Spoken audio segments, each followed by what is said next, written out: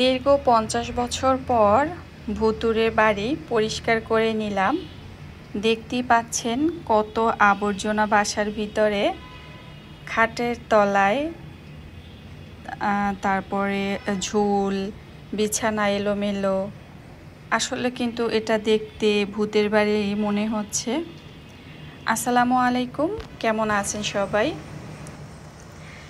এখানে ঝাড়ু দেওয়া হচ্ছে।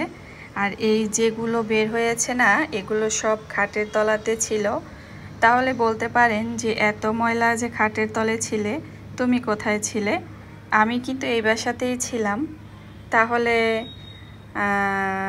এত ময়লা হওয়ার কারণ হলো আমার মামুনি যেহেতু ছোট, তো তার জন্য তো একটা খাট খুলে রেখেছি। এর বেশ কয়েক মাস আগে সেই ভিডিও শেয়ার করেছিলাম আপনাদের সাথে। তো খাট খুলে কোথায় রাখবো, তো এই যে একটা খাট এর নিচে রেখেছি। তো আসলে বাচ্চা আমার ছেলেও কিন্তু ছোট মানুষ, মাত্র 8 বছর বয়স, সেও তো ছোট। তো দুষ্টুমি করে যাই করে একটা দুইটা করতে করতে এরকম খাটের তলায় জমা হয়েছে।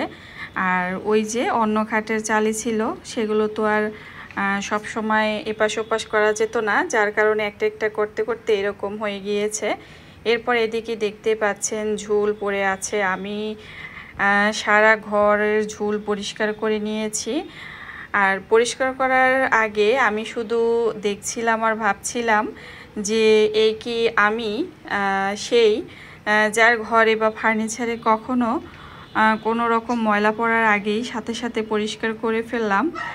আর আমরা যে প্ল্যাটফর্মে কাজ করছি, এখানে এসে এতটা উন্নতি হয়েছে কি বলবো। তো এই প্ল্যাটফর্মে যারা কাজ করে সবাই জানে যে আমরা আগের চাইতে যে কতটা উন্নতি করেছি। কি উন্নতি করেছি এটা কিন্তু আমরা বেশ ভালোই বুঝতে পারি। এই যে ঝুলগুলো নিজের হাতেই পরিষ্কার করে নিচ্ছি, আর এক হাতে ক্যামেরা ধরেই রেখেছি, যেহেতু একা একা করেছি পরিষ্কার এটা আমি। তো খালায় যখন চলে আসছে, আমি সাথে সাথে তাকে দেখে এগুলো পরিষ্কার করা শুরু করে দিয়েছি। আর রাতের বেলাতেই খাট গুছিয়ে আবার সেই নতুন খাট আবার ভালো করে মানে ঠিক করে বসানো হয়েছে। কারণ মেয়ে তো এখন বড় হয়েছে, খাটের পাশে গিয়ে বসে থাকে। এখন আর পড়ার সেরকম ভয় নেই, মানে নিজের ভিতরে যে একটা ভয় সেটা তার হয়েছে। তো ভাবলাম এই জন্য যে খাটটা তাহলে আগের মতোই করে দিই। এইভাবে করে আর কি খাটের তলাটাও পরিষ্কার হয়েছে। আর খালা ওভাবে পরিষ্কার একদম ঝাড়ু দিয়ে পরিষ্কার করে ফেলেছে। তো আমি এভাবে করে সারা ঘর একদম ঝুলগুলো এভাবে ফেলেছি, তারপর ফ্যানগুলো ক্লিয়ার করে নিয়েছি। তো দেখা গেছে অনেক অনেক হয়েছে, এই কথা আর কি বলবো। এরপর টেবিলের গ্লাস, যদিও এটা শুধু গ্লাস, এর উপরে আমি কোনো রানার বা রেক্সিন টাইপের কিছুই ব্যবহার করি না। রানার হয়তো ব্যবহার করব, কিন্তু রেক্সিন দিব না, কারণ যেহেতু এটা গ্লাস এর টেবিল। তো সেজন্য আর হয় কি দেখা যায় কি, যদি রেক্সিন টাইপের কিছু ব্যবহার করি এগুলো আঠার মতো লেগে থাকে। তো আমার কাছে আর কি এরকম ব্যবহার করতে ভালো লাগে। তো সব সময় যেহেতু টেবিলের উপরে কম বেশি খাওয়া দাওয়া যে কোনো যা কিছুই করি না কেন সবই টেবিলের উপরে, খাওয়া দাওয়া, খাবার রাখা, তারপরে বেবির জন্য খাবার রাখা, সব মিলে একদম মানে অবস্থা খারাপ হয়ে যায়। তো প্রতিনিয়তই পরিষ্কার করা হয়।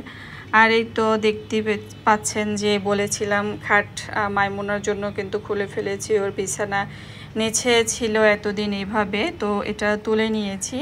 আর এরপর একেবারে জায়গাটা ক্লিন করে নিয়েছি এই কারণে, যেহেতু খাট বসাবো।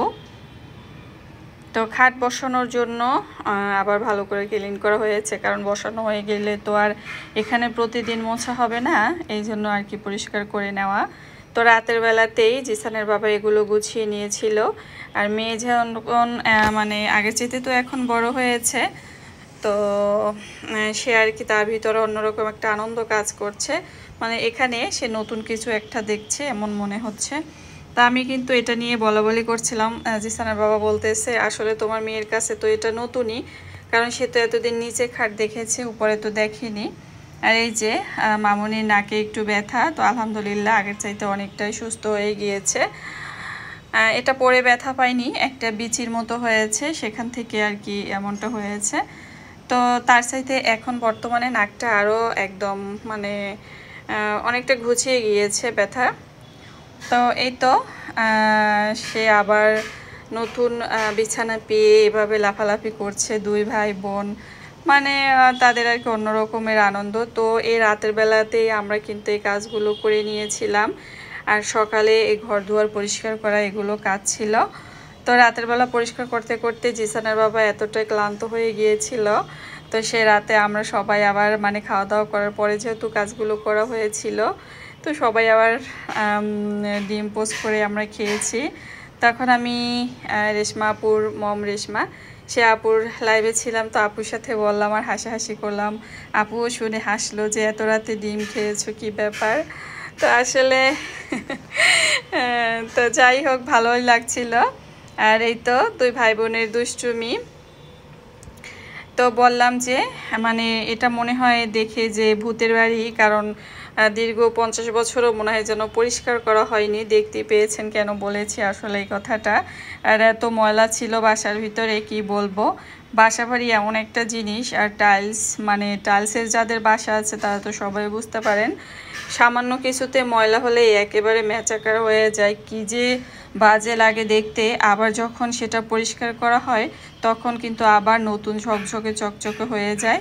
এই তো দেখতেই পাচ্ছেন, বলেছিলাম যে মামনি কিন্তু এখন আর পড়ার ভয় নেই, কারণ সে পাশে আসে না তেমন, কারণ সে বুঝতে পারে যে সে এখান থেকে পড়ে যাবে, এই জন্য আর কি সে অত একটা পাশে আসে না। তো বক বক করে অনেক কথাই বলেছি, মনের ভিতরে যত কথা ছিল। আর একটু কেনাকাটা করতেও বের হয়েছিলাম, তো সেখান থেকে এসে মাত্রই ভয়েস দিয়েছি, জানি না কি বলতে কি বলেছি। তো ভিডিওটি এখনই আপলোড দিয়ে দিব, হয়তো একটু পরে আপনাদের কাছে পৌঁছে যাবে। এই আছিল আমার ভূতের বাড়ি পরিষ্কারের ভিডিও। আর দেখতেই পাচ্ছেন মাশাল্লাহ দুই ভাই বোন কত দুষ্টুমি করছে। তো রেশমা আপুকে বলছি, আপু যদি ভিডিওটি দেখে থাকেন, কিন্তু ওই যে সেই বিছানার লাল চাদর যেটা দেখেছিলেন, সেটা কিন্তু আবারও ভাগ্যক্রমে ভিডিও যখন করা হয়েছিল সেই বিছানার চাদরে কিন্তু বিছানো ছিল। তো আসলে ভিডিওতে ভয়েস দিচ্ছি আর আপনার কথাই মনে পড়ছে, কারণ ওই যে আমরা লাইভে বলা বলি করছিলাম, এই জন্য। এই তো ছিল আজকের মতো, এখানে বিদায় নিব। কী বা বলবো, সবাই ভালো থাকবেন আর অবশ্যই পাশে থাকবেন, সাপোর্ট করবেন। যতটুকু ভিডিও দিয়েছি মাত্র 8 মিনিটের ভিডিও, দেখার চেষ্টা করবেন। যে সমস্ত বন্ধুদেরকে ভালোবেসি বা ভালোবেসে যাদের কাছে যাই, অবশ্যই তারা আবার আমার কাছে আসবেন। আজকের মতো এখানে বিদায় নিচ্ছি।